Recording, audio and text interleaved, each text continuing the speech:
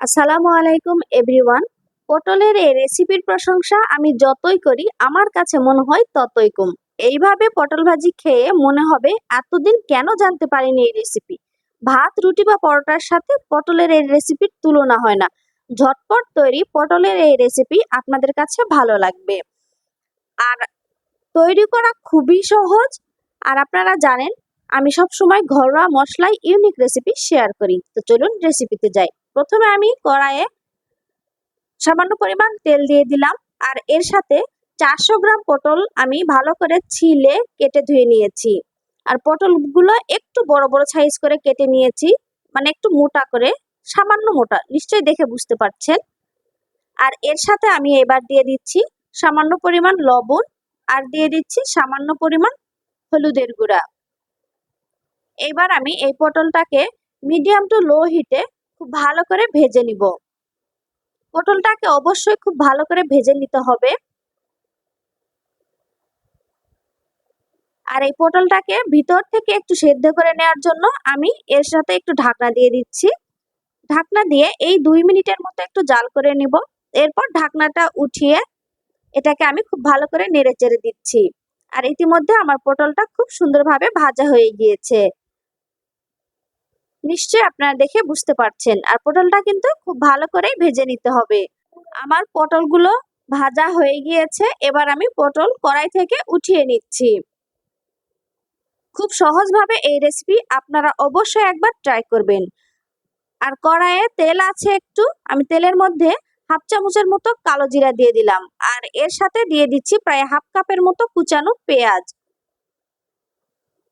এবার পেঁয়াজটাকে এখানে একটু নেড়েচেড়ে ভেজে নিব। এ পর্যায়ে আরো একটু তেল দিয়ে দিতে হবে, আমি দিয়েছিলাম সেটা স্কিপ হয়ে গিয়েছে। এরপর আমি দিয়ে দিচ্ছি 3টার মতো শুকনো মরিচ, এভাবে ছোট ছোট করে কেটে নিয়েছি। আর কাঁচা মরিচ কুচি এর সাথে দিয়ে দিলাম। কাঁচামরিচটাও কিভাবে কেটেছি নিশ্চয়ই দেখে বুঝতে পারছেন। এবার এটাকে আমি খুব ভালো করে একটু নেড়ে চেড়ে নিব। এই পেঁয়াজগুলোকে খুব ভালো করে একটু ব্রাউন করে ভেজে নিতে হবে, ঠিক এরকমটা। আমার পেঁয়াজ এভাবে ভেজে নেওয়া হয়েছে। এর সাথে আমি বড় সাইজের একটি টমেটো টুকরো করে কেটে দিয়ে দিচ্ছি। টমেটো দিয়ে এটাকে একটু নেড়ে চেড়ে নিব। এরপর আমি এর সাথে কিছু গুঁড়া মশলা অ্যাড করছি। প্রথমে দিয়ে দিলাম স্বাদ মতো লবণ। এরপর দিয়ে দিচ্ছি হলুদের গুঁড়া। এরপর দিয়ে দিচ্ছি সামান্য পরিমাণ মরিচের গুঁড়া, সাথে দিয়ে দিচ্ছি জিরা গুঁড়া। এরপর দিয়ে দিচ্ছি খুবই সামান্য একটু ধনিয়া গুঁড়া, দিয়ে দিচ্ছি রসুন বাটা। দিয়ে এটাকে আমি খুব ভালো করে নেড়ে চেড়ে নিব। খুব ভালো করে এটাকে নেড়ে চেড়ে নেওয়ার পর আমি এর সাথে একটু পানি দিয়ে দিচ্ছি মশলাটাকে একটু কষিয়ে নেওয়ার জন্য।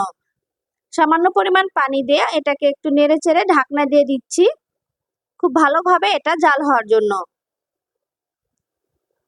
বেশ খানিকক্ষণ জাল হওয়ার পর ঢাকনাটা উঠিয়ে আমি এটাকে আবারও নেড়ে চেড়ে দিচ্ছি।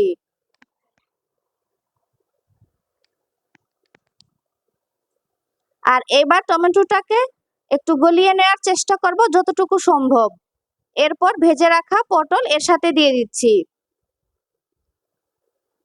পটল দিয়ে এটাকে আবারও খুব ভালোভাবে এভাবে নেড়ে চেড়ে নিচ্ছি।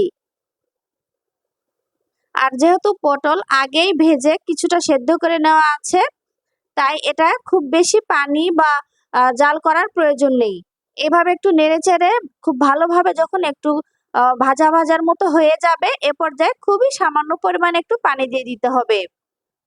অবশ্যই এখানে অল্প পানি দিতে হবে, খুব বেশি পানি দিলে পটলগুলো কিন্তু একদম গলে ভেঙে যাবে, সেক্ষেত্রে খেতে ও দেখতে ভালো লাগবে না। সামান্য পানি দেওয়ার পর এটাকে আমি ঢাকনা দিয়ে আবারও বেশ খানিকক্ষণ জাল করতে দিলাম।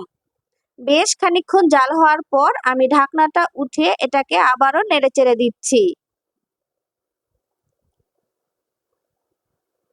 আর এ পর্যায়ে আমি এটার একটু লবণটাও চেক করে নিব, লবণ ঠিক আছে কিনা। আর এই পটলের ভাজিটা খুব সুন্দরভাবে হয়ে গিয়েছে। লাস্টের দিকে আমি একটু ধনেপাতা কুচি দিয়ে দিচ্ছি। ধনেপাতা কুচি দিয়ে এটাকে আমি আবারও খুব ভালো করে একটু নেড়েচেড়ে নিচ্ছি।